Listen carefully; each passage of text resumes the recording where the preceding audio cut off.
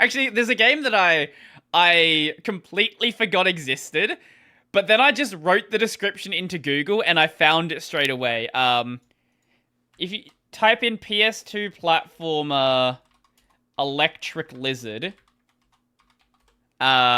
you'll find it straight away.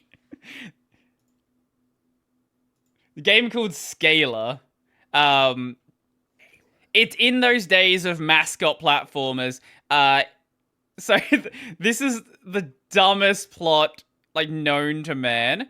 Um, Prior to the start of the game, lizard-loving animal activist Bobby Scalar Jenkins discovers that 5 extra-dimensional humanoid reptilian creatures, the leader, Luger, and his henchman, Jazz, Rhombus, Bootcamp, and Turbine, have disguised themselves as human and intend to conquer the multiverse.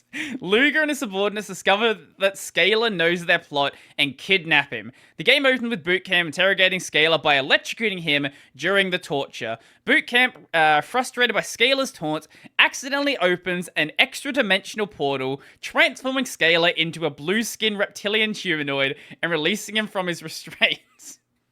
Yeah, that definitely sounds like the plot of a mid-late 2000s game. Yep. Basically you run around the lizard world collecting eggs, collecting coins, doing missions for people. Basically, it's a PS2 mascot platformer. Like, it's just PS2 mascot platformer, just the definition, basically. That's another thing I do miss, the days of mascot platformers. Like, nowadays, you still have plenty of platformers, but what happened to, jumping around as a lizard or jumping around as a fox? Like, where did that go? Or, Banjo and Kazooie and things like that. Hmm.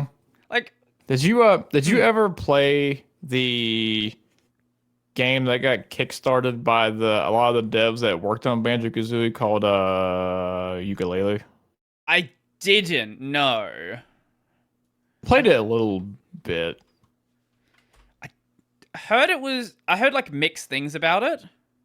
Yeah, it's you can definitely tell it feels a lot like, a Banjo-Kazooie game. Yeah. Like a lot of the humor and the way it's presented is very similar. But there was okay, what was the thing that was throwing me off about it was before you get into that, it's currently 90% off on Steam. So I might just buy it. It's like $6. The thing that throws me off about that kind of feels a little weird is so one of the ways you progress in that game is you have to find like these golden pages are basically the proxy for like the Jiggies were back in Banjo-Kazooie. Yeah. And rather than having just one world that you go into and then you do stuff and you're kind of done, as you find more pages, you can sort of open up more of the same world. Okay. Like the very first world, when you open up the second part of it, there's kind of a whole second level that opens up, a bunch of other stuff. And just I don't know what that was, it kind of threw me off. I was like, oh, there's all this other stuff here that I had no fucking clue about until the page opened up. I don't know, I just felt really weird. Huh. Can't describe it. Well, it's got a native Linux port and a platinum rating on ProtonDB, so maybe I could try it out. I don't know. Yeah, if you get bored one day for streaming, you want to take a break from the stuff you're playing. It's all right, we're gonna meme and play this thing. Yeah, but I've also got I want to go play the first Harry Potter game, so that's also a meme game I want to play. Well, yeah, I mean, you play the real meme games first, and if you run out of ideas, you that's fair. do that one. Actually, that actually opens up an interesting topic. Have you noticed that a lot of the games that have been trying? Well, I can only think of 2, but I'm sure there's probably more. The 2 games I know of that were supposed to be spiritual reboots of old series just didn't pan out super well. So there's Ukulele, which is okay from what people seem to say. And the other one's the Mega Man one? Yep. Mighty Number 9. Yeah. I think the problem is that people have this idea. It's definitely a lot of rose-tinted goggles stuff. People have this idea in their head of what the series was, what they want from the series, and basically no matter what the developers do, even if they make a great game, and I'm looking at it right now, Yooka-Laylee has on Steam mostly positive and recent reviews very positive. So people like, they like the game, but no matter how good the game ends up being, it's never going to be what the hardcore fans have in their mind of what it could be. True. There might be something else to it as well, but I think that's definitely a big part of it.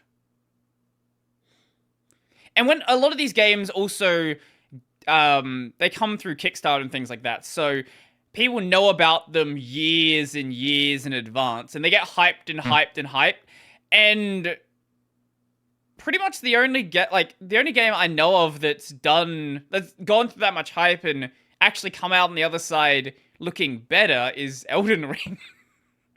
Like that game got hyped to oblivion, and then it came out and people were like, this is better than the hype. Yeah. The only game I know, I think I might know like what part of the issue is when they try to sort of like do these like spiritual reboots of series. Like, of course, they don't want to just make like literally the same game with a different coat of paint. They want to try to make it like something a little different and innovative about it. And like they'll do it. And I feel like maybe part of the problem is like maybe they don't do quite enough.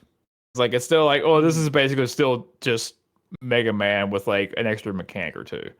So like the only game I know of off the top of my head that's like a Mega Man inspired game that does really well because it's pretty different is there's a Mega Man style roguelike called 30XX.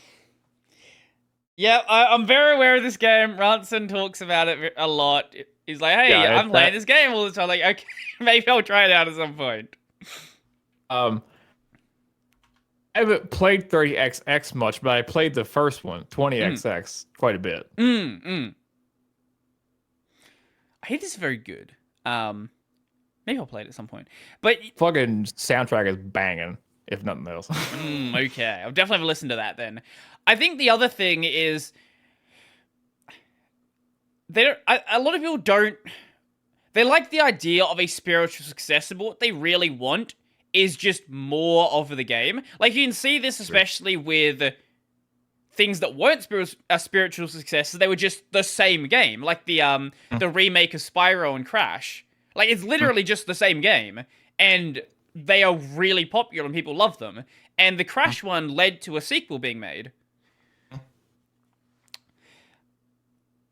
I think all of these things definitely have a big, definitely a big factor. I don't think you can like pin it down to just one thing, but like this is why they don't seem to do that well. But all of these definitely, at least from what I've seen, seem like they are big factors at least. Maybe you disagree, but it might just be it's kind of like you can't do like an in between very well because if you just do like a little bit different, then it's like, well, you might as well just made the whole game. Yeah. But then if you make something really different, oh, okay, now this is actually a cool spin on it, right? It seems like sort of going off both what you said and what I said. The ones that do well are either again literally just, hey, it's the same thing you wanted, ta-da, here you go. Or it's something like very different, but you can tell it's very heavily derived from some kind of source material that you like. Again, so your example would be the Crash Bandicoot and the Spyro one. Yeah. My example would be 30XX. Which, okay, with the I just want to be clear. I know a lot of people like the Spyro remake, but it's fucking awful. It's a buggy mess. Like, I've broken that game in half without even trying. I've not played Crash yet. From my understanding, Crash isn't that buggy. But the Spyro remake is really bad. Really, really bad.